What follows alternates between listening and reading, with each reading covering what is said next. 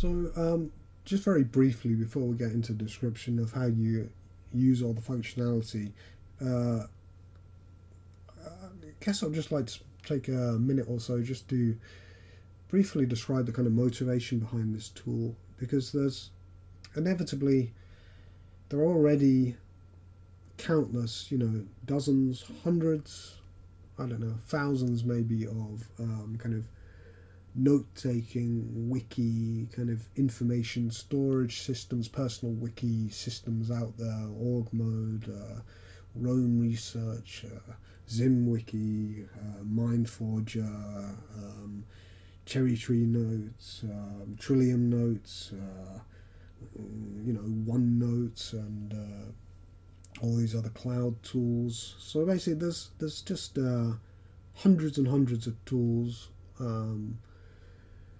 Some completely free and open source, some truly free as in beer, some kind of proprietary, some kind of premium or freemium kind of cloud services, all these kind of things. But basically, there's a million and one ways to kind of take and store notes, and that's one thing. And on the other hand, there's also countless different kind of plain text kind of formatting systems, so that the big ones being Markdown, ASCII-Doc, org mode. They're the real kind of most common popular options. Plus you have things like LaTeX as well, or kind of like the various GNU, kind of like tech info and things like that as well. So there are other various formats, DocBook, but really the big three are kind of Markdown, org mode, and ASCII-Doc these days. So you have those on the one hand, and then the other hand you maybe have kind of various kind of rich text kind of formats that kind of maybe not plain text editable. So things like, as I say, OneNote or Cherry Tree, kind of have WYSIWYG tools, but they're not really particularly plain text editable. I mean, Cherry Tree, for example, it stores everything in a SQLite database, and all of the actual note text is kind of stored as kind of XML files. So yes, you could, in theory, in principle, translate it to a kind of rich text format, or extrapolate it to kind of Markdown, something like that. But it's not straightforward, and it's not nice to edit directly. They really are designed to be used with the GUI tools. So you have this kind of division. Yeah, you have a split between the free and the proprietary, and various levels of free, from kind of absolutely fully free through to kind of somewhat free, down to fully proprietary. And you also have the kind of split between ones where you kind of directly editing in plain text, like org mode, VimWiki, working with Markdown files, org mode files, ASCII-Doc files, or ones where you're kind of working with a kind of GUI editor. Now, they both have their kind of pros and advantages, but ultimately I think the plain text is always king. So the ability to kind of work directly with things like Markdown or org mode, the more you use them, the more you appreciate the kind of purity and simplicity of the format. And the great thing is, they're fast to edit with a good text editor, and you can get beautiful rendering of them in various ways, and you can transform them effortlessly into almost any type of kind of format you like. If you have a Markdown or an org mode file, it's very easy to turn it into most of the way into a great looking kind of web page, or it's very easy to kind of turn it into an LibreOffice document, or very easy to generate like a PDF, or turn it into a LaTeX file if you need to do scientific kind of documents. So plain text is kind of really king there. But we have this kind of plethora of formats. You have, as I say, I keep discussing these kind of big three, but the point is you don't just have one. And, if you commit to using one, it's a bit frustrating if, for example, you come across a whole great bunch of notes or someone else supplies some things for you or other materials and they're in a different format. You know, you can use something like Pandoc to convert them, but they're never kind of formatted perfectly, and you know, it's a little bit annoying to have to go through that process. So wouldn't it be great if you basically had one tool that could kind of consume them all, keep them in their native format, but give you a way of searching and indexing all of them effortlessly from the command line, and also have the ability to have them beautifully rendered in a nice GUI viewer? Well, that's what Wibble provides. So we have the main tool itself, which is a command line tool designed for absolute speed and flexibility, but there's also a GUI client that I've written in React, so you can get a beautiful display of all these things in a web browser. I'll cover the GUI in another video, but really that was the kind of motivation, and where it started, the kind of history, to extend this less brief than I intended kind of preface, is that I'd initially started off writing a bash shell script, like a lot of people, as a kind of wrapper around FZF, fuzzy finder, and added what started off as intended to be a fairly simple shell script. You know, over time it went from 100 lines to more than 1,000 lines, and then a couple of thousand lines, and more functionality stuffed in there. And it got to a point where I decided it was time to actually, you know, rewrite it from scratch using a proper programming language. So I picked Perl because it's a beautiful language for use for text processing. But also the thing I noticed is, although the ability to fuzzy find things is nice, and in fact it's very easy to have a wrapper around Wibble to do FZF, and I'll show that in a video segment towards the end of this video. Although you can fuzzy find things quite easily, the problem is, conventionally, if you have say 5,000 note files and you're using FZF, it basically, when it's doing its searching, it's having to index or search through all 5,000 of those textual documents looking for whatever it is you're searching. It's basically doing a full text search all the time, which is fine, but obviously as that size of wiki or knowledge base increases, and it's not going to be simply linear based on the number of files you have, it's going to be partly or largely dependent on, you know, it's going to be massively skewed by the size of particular files. So if you have, like, say, if you have a huge kind of individual file in there, like a 2 megabyte text file or something, then it's going to have to hunt through all of that as well. And a lot of the time it's not so much the file content that you're interested in, it's really you're trying to identify information based on kind of metadata. So I built this shell tool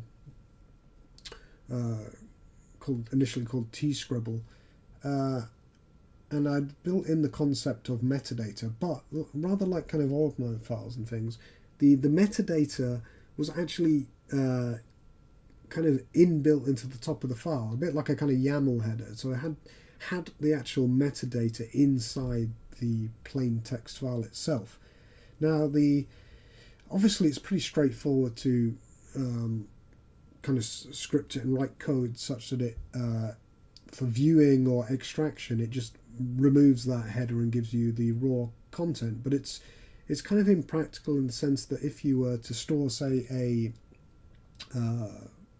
let's say, for example, a C source file, and you have this metadata at the top, you can't simply open that in your editor as is, because you have all of this non-code metadata junk at the top. So then you're basically faced with, you either have to extract the content part of the note of the file out somewhere, and then you can edit and work with that as if it's just the plain native file as is, and then when you've finished editing, you then have to merge the two back. So in a sense, there's a real problem with having the metadata kind of as a built-in part of the file, because it really constrains the kind of type of file that you have, and it adds kind of noise that's not always easy to filter out. So then we're on to the idea of, okay, you have the metadata separate from the notes, but basically we're talking about a database there. Okay, so you have a number of options here. The problem with using something like, so one obvious choice would be to use, say, SQLite, and obviously that would work extremely well, but it's not a plain text format, and you can't simply easily kind of grep through it. Yes, you can run SQL queries from the command line on your SQLite file, and yes, you can extract it to a CSV file, and yes, you can do all these other things, but at the end of the day, it's a binary blob, which is a shame, because it's nice to have everything as plain text as possible, because then all of those wonderful Unix tools, everything is visible, everything is editable using your text editor. And so out of this grew the idea of using a plain text database effectively, and then I stumbled across a wonderful tool called GNU RecUtil, so I started using that, and Wibble is based around that. But as the project grew, I realized that there are some limitations of RecUtils in terms of performance, namely that once you start having, let's say something on the order of about 5,000 plus records, you do start to notice that things start to slow down a bit, because it's fundamentally single-threaded. And if you have, once you're talking about 10,000 kind of notes, 10,000 entries, then you're definitely getting a kind of slowdown. But playing around with ripgrep, I realized that ripgrep is basically able to pretty much instantly find entries because of the tremendous performance of the way it's been written. It's basically able to find individual lines even on vast text files. So 10,000 entries in a RecUtils database might be, I don't know, 100,000 lines or something, a 100,000 line text file, if we assume about 10 lines per entry. And that's the point at kind of which starts slowing down. But if we were to multiply that by a factor of 10, ripgrep will still be able to kind of search through those million line text file almost instantly, even on a database of 100,000 notes. So I started basically midway through writing Wibble. I ended up kind of re-implementing most, not all, but most of the kind of RecUtils kind of functionality, all the stuff that I actually needed to be able to search and operate and do all of the things on the plain text database with the same kind of format, with the RecUtils compatible format, but using ripgrep instead. And what that basically has released is the ability to pretty much, there's no effective limit on the number of notes that you can store and work performantly with. If for some reason you're some kind of obsessive note hoarder and you end up creating 300,000 notes, that really, on any moderately modern computer, that's still going to be pretty much close to instant. Not quite as fast as a SQLite file, but still talking kind of in the milliseconds or quarter of a second or something. Pretty much instant. And yet you got the benefit of having everything in a plain text format from end to end. So that's how kind of Wibble came about. The idea is you can use it as a complementary tool for indexing and storing and creating and searching notes of any file type, and use it in conjunction with tools like OrgRome or MindForger or whatever.